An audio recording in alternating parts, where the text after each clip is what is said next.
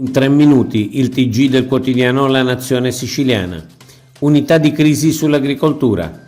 La Sicilia è attraversata dalle proteste di agricoltori e allevatori che scendono in strada con trattori e macchine agricole. Obiettivi della protesta il regolamento europeo e la richiesta di contributi per affrontare la crisi. Per superare le gravi difficoltà che il settore sta vivendo in Sicilia come nel resto d'Europa e venire incontro alle giuste proteste, il presidente della regione siciliana Renato Schifani ha istituito l'unità di crisi sull'agricoltura della quale faranno parte l'assessore al ramo e alcuni dirigenti generali. San Martino e i rapporti pessimi con il Parlamento. Uno dei responsabili del rischio di crisi vissuta dal governo Schifani è considerato il leader leghista Luca San Martino, avversario del disegno di legge di Fratelli d'Italia bocciato dall'Aula che mirava ad un'interpretazione delle norme sull'ineleggibilità.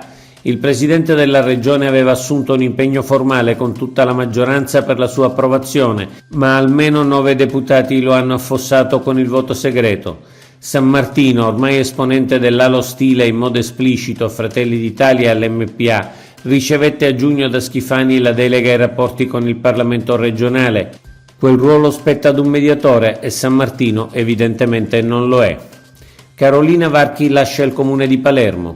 Carolina Varchi, vice sindaco di Palermo, lascia come promesso il comune dopo essersi occupata con successo delle politiche di bilancio e va ad occuparsi del suo ruolo di parlamentare e componente dell'ufficio di presidenza della Camera, nonché dirigente di primo piano di Fratelli d'Italia.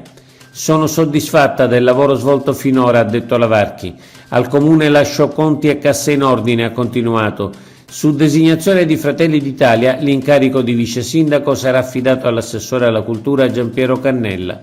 Il posto in giunta sarà probabilmente assegnato a Brigida Laimo, primo dei non eletti di Fratelli d'Italia alle elezioni regionali. Contributo sui mutui a tasso variabile. Schifani, Sicilia prima regione a intervenire contro il caro mutui. Sarà operativa da mercoledì 7 febbraio la piattaforma telematica dell'IRFIS per presentare la domanda di contributo per l'abbattimento dei tassi di interesse dei mutui a tasso variabile versati negli anni 2022 e 2023 per l'acquisto della prima casa. La misura regionale prevede una dotazione finanziaria di 50 milioni di euro. Sarà possibile presentare le domande di contributo fino al 29 febbraio. Per accedere al contributo l'ISEE non deve superare i 30.000 euro. Libro bianco Unioncamere su infrastrutture. Presentata l'indagine di Unioncamere Sicilia sulle priorità delle imprese che prevede la redazione di un libro bianco sulle infrastrutture. L'indagine ha misurato l'indice di qualità delle infrastrutture che in Sicilia è inferiore alla media nazionale e all'indice del Sud Italia. La Sicilia è quarta fra le regioni del Sud dopo Campania, Puglia e Abruzzo. Le imprese hanno indicato come priorità l'alta velocità Palermo-Catania e Catania-Messina, l'itinerario Palermo-Agrigento, la velocizzazione della Catania-Siracusa, il collegamento del porto di Palermo con le autostrade. L'Arancia Rossa in tram a Milano. Al via la campagna pubblicitaria del Consorzio Arancia Rossa di Sicilia IGP sui tram dell'ATM di Milano.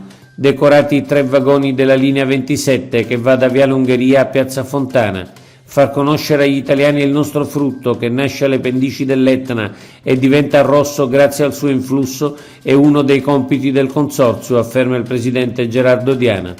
Oggi è tutto. Per l'informazione del quotidiano La Nazione Siciliana trovate gli articoli completi su www.lanazionesiciliana.eu.